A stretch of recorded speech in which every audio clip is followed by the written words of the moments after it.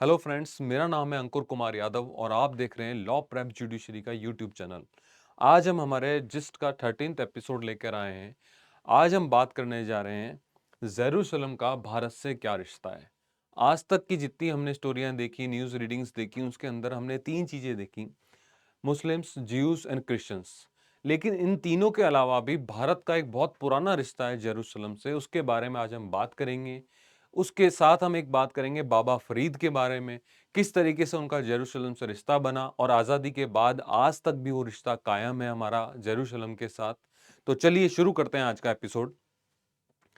India's 800 year old connection with Jerusalem, Baba Farid lodge. यहां से बात शुरू करते हैं। इस बिल्डिंग की बात हो रही है जिसके बारे में पूरा डिस्कशन करेंगे हम, जिसको बोला जा रहा है इंडियन हॉस्पाइस। बाबा फरीद की टाइम से चली आ रही है। चलिए आगे इसके बारे में बात करते हैं। पहला, long before the city of Jerusalem became one of the world's most contested place, India's established its presence there in 12th century। Bharat के रिश्ते आप देख सकते हो कितने पुराने हैं। 12वीं शताब्दी से 12th सेंचुरी से हम वहां पे चल रहे हैं, हमारा रिश्ता वहां पे चल रहा है। आगे इसमें बात आती है, within the ancient city's wall stands a brown two-story station building, proudly displaying a plaque that read Indian Hospice established 12th century AD, supported by Ministry of External Affairs and Government of India, New Delhi। ये चीज वहां पे clear यूं क्यों लिखी हुई है उस सेटअप के अंदर कि ये भारत की प्रॉपर्टी, ये भारत के द्वारा सपोर्टेड है एक्सटर्नल मिनिस्ट्री के द्वारा, और कब से स्टैब्लिश है? 12th सेंचुरी एडी से। आगे इसमें देखते हैं, The street leading to the hospice bears the name Zawayat el Hund, meaning the Indian corner. यानी वहां पे एक ये वर्ड लिखा हुआ है जिसका मीनिंग है कि एक भारतीय, द इंडियन कॉर्नर यानी भारतीय हिस्सा, भारतीय कोना। उसमें आगे बात आती है, in October 2021 external affair minister S Jaishankar unveiled this new plaque emphasizing the 800 year connection between India and Jerusalem. ये बहुत इंपॉर्टेंट हो जाता है कि हमारे एक्सटर्नल मिनिस्टर ने वहां पे जाके उस चीज का इनॉग्रेशन करा और भारत के 800 साल पुराने इजराइल के रिश्तों के संबंध में एक बहुत इंपॉर्टेंट एविडेंस, एक इंपॉर्टेंट इवेंट आता है। दूसरा, how did this connection come to be. यहां बात करेंगे हम बाबा फरीद के बारे में। कौन थे ये? बाबा फरीद, अ सूफी संत from Punjab, spent 40 days in deep meditation at that place.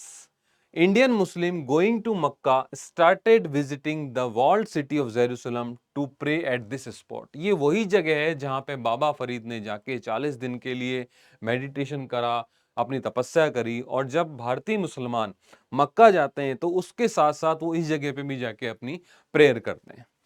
आगे इसमें बात आती है,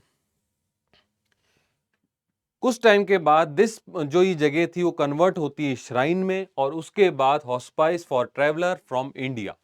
ठीक है, अब आगे बात आती है, who was Baba Farid. Baba Farid born in 1173 in the village of Kotwal near Multan. आप जानते हैं कहां पे है ये? पाकिस्तान में। Held from family that had migrated from Kabul to Punjab.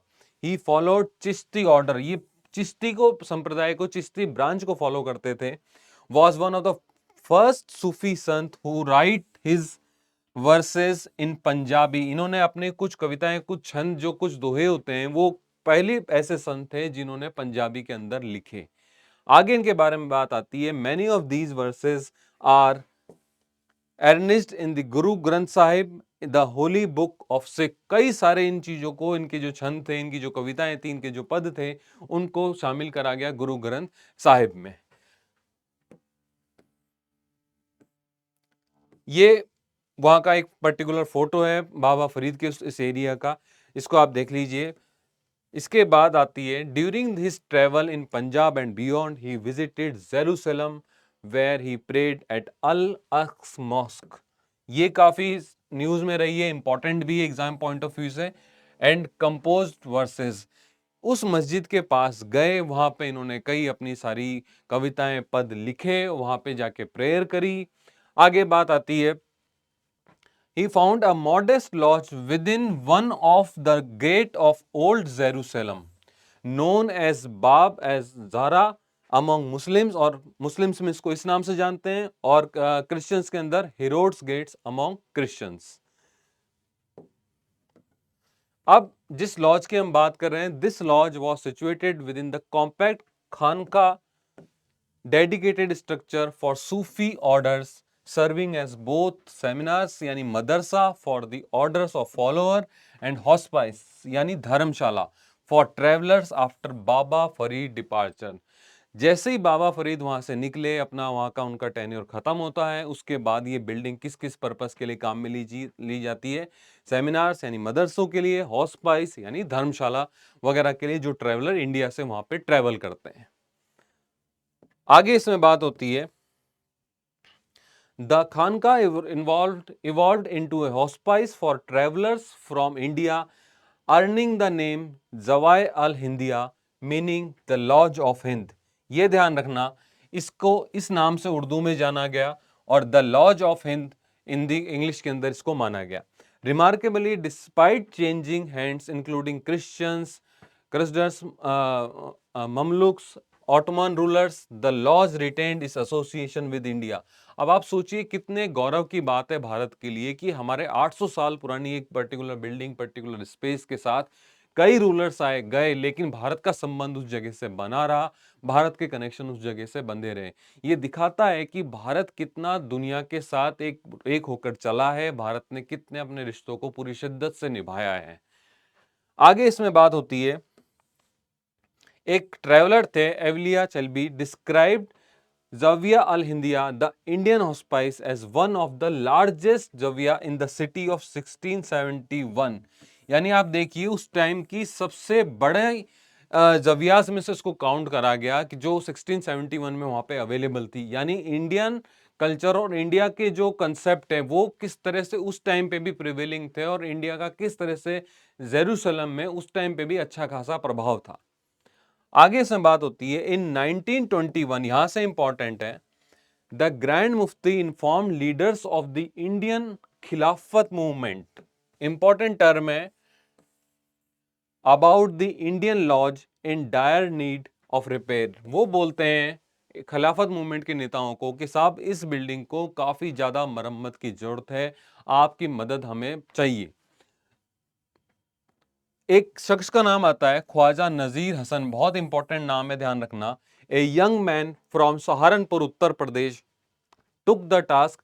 ये इंसान पूरी जिम्मेदारी अपने माथे पे लेता है और 1924 तक कंप्लीटेड अपना रिनोवेट को पूरा कंप्लीट करते हैं वहां पे, which provide sanctuary to numerous travellers and pilgrimage from British India for next 15 years.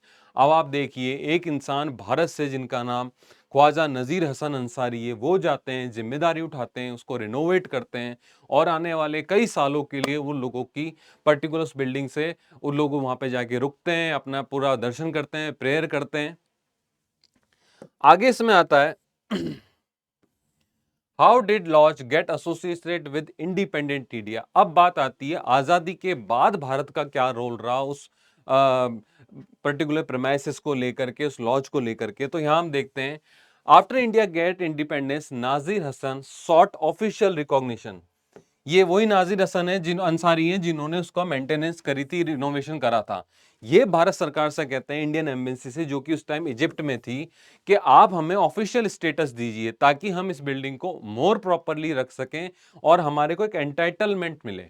दूसरा, the lodge has face several conflict including rocket strike in 1952 and 6 day war, जो हमने काफी जो इस मैटर में काफी हमने पढ़ी है कि 6 डे वॉर हुई थी जेरूसलम की, पैलेस्टाइन की, इजराइल की उस टाइम पे। नेक्स्ट इसमें आता है,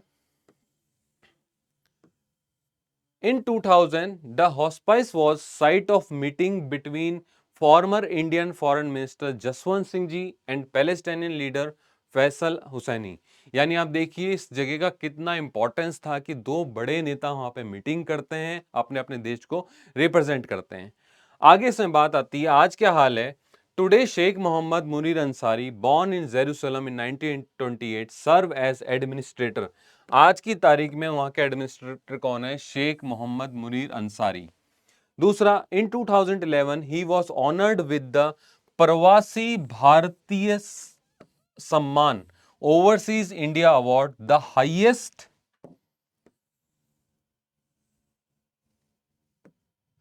award conferred by the government of India on overseas Indians. इनको सबसे बड़ा सम्मान दिया जाता है जो ओवरसीज सिटीजन्स को मिल सकता है भारत सरकार की तरफ से। आगे, despite the turmoil in the region, 2 Indian flags continue fly proudly at the lodge. अब आप सोचिए, इतना सब कुछ होने के बाद भी, इतना डिस्टर्बेंस होने के बाद भी भारत के 2 झंडे उस फ्लैग, उस बिल्डिंग के दोनों तरफ लहराते रहते हैं और पूरे प्राउडली भारत का वहां पे रिप्रेजेंटेशन करते हैं।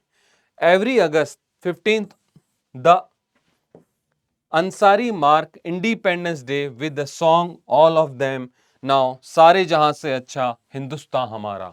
अब आप सोचिए, विदेशी धरती के ऊपर भारत का सम्मान इतना गौरवशाली तरीके से रखना और भारत की मान मर्यादा को रखना, वास्तव में किसी इंसान ने अगर देशभक्ति निभाई है तो उसका इससे बड़ा एग्जाम्पल हो नहीं सकता।